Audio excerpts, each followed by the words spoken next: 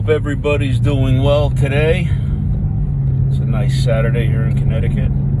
So I've been getting a lot of phone calls from a lot of landlords lately that are very frustrated with rental collections, mostly on their residential properties. And here in Connecticut, we have our own challenges. The governor made an executive order abating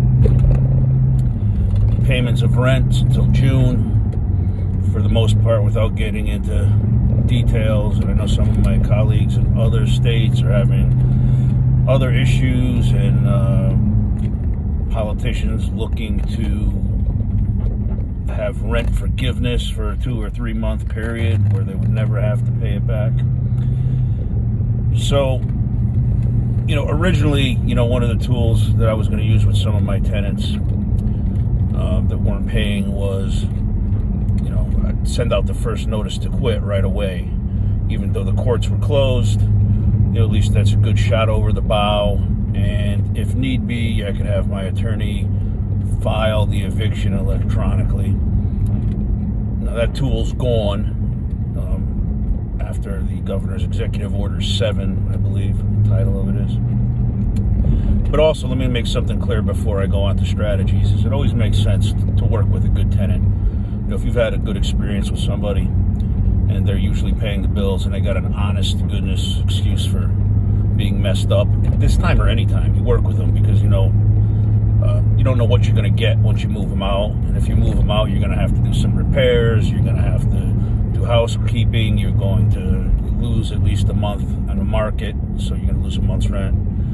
So, it's always a good idea to work with a tenant. But now, on the other case, we all have some tenants that are already a month behind before the COVID epidemic hit.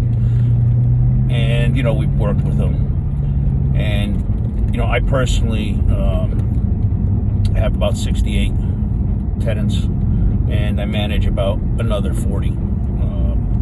So, you get to know people over time, and you do the best you can by them. But, in a couple cases, I have a couple tenants that just aren't paying, and I know they're going to be a problem later. They were a problem before, and their abatement is going to put them into a situation come June or July where there's no possible way that they can ever catch up on the back rent, unless I work out a 5 to 7 year plan for that. And, I'm not necessarily willing to do that for somebody that's used this pandemic and crisis to leverage it as an opportunity for themselves against the landlord who's providing them, housing, which is an essential need. So, I have a couple things.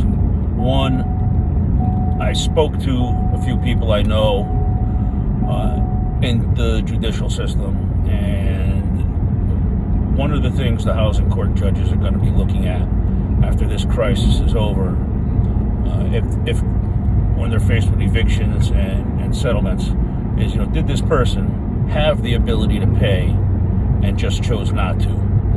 And those are the kind of people that we're really targeting today, because, like I said earlier, a good landlord builds good relationships. So that's aspect number one. And along that line, I have a business partner who is a private investigator, and he's working on a package for landlords right now. And I'm going to relay his information to everyone at a later time once he's finished.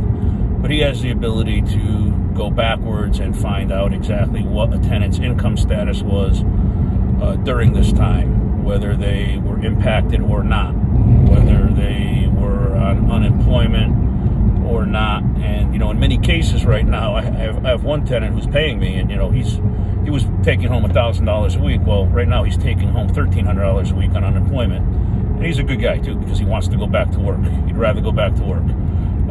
But you're going to have situations where there's no income lost and people aren't paying. They're going to say, "Hey, I was laid off and I don't want to pay you." Meanwhile, they're collecting a check. So we can discover all that information, and he'll give you a written report.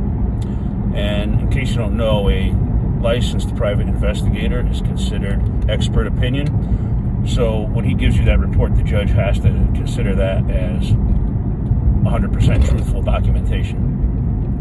And I don't think a lot of these beaters, for lack of a better word, are going to be ready for that when it comes for the day in court.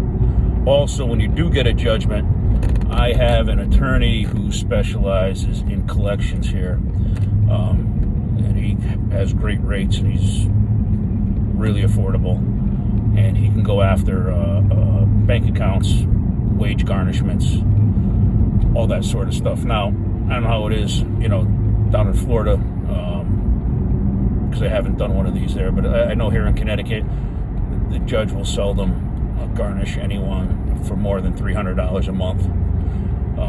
But what I will tell you is this, I've been doing this for like 30 years. And over the 30 years, obviously, I've had a lot of people that have skipped out on me. And I wish I had known about some of these tools of collection, at least 20 years ago. Because, right now I get a lot of small checks in the mail every month that are processed through my attorney. And he, sends them out every month. But I've probably left $1 million on the table in uncollectible rents, over the past 20 years. And whether it comes in all at once or it comes in drips and drabs, A, you deserve the money. B, you're providing work for an attorney who has people in his office and providing jobs. And C, you're holding somebody accountable. You're actually making them into a better person. And hopefully they'll learn from the experience. But one of the things I talked to one of my tenants about the other day, and which was the genesis for me videotaping this today, is, he just simply didn't want to pay his rent. And I explained to him that, I'm going to get evicted. He's going to run up a big bill, and there's going to be legal fees added onto that, and administrative fees, and all those everything that's in the lease. When the time comes, there's not going to be any empathy from my end based on the character he's representing today. So, he tells me, hey, you know what? Good luck collecting, and I don't got nothing. I don't have this. I don't have that.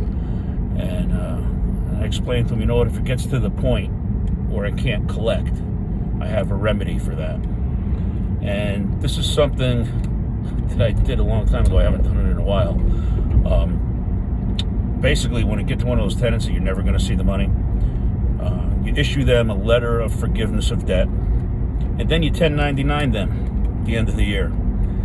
And, they may not want to pay you, the landlord, but they're going to pay the IRS, and they're going to pay the state income tax department. And what I explained to this gentleman was, that nice $7,000, income tax refund you get every April, that you use to catch up on your balance of your rent and all your bills.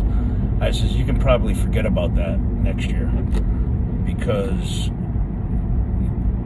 this additional income is going to nullify your refund, or at least a majority of it. And guess what? I went online, I looked at on my management software today, and I had a $600 ACH deposit into my checking account. So it woke him up.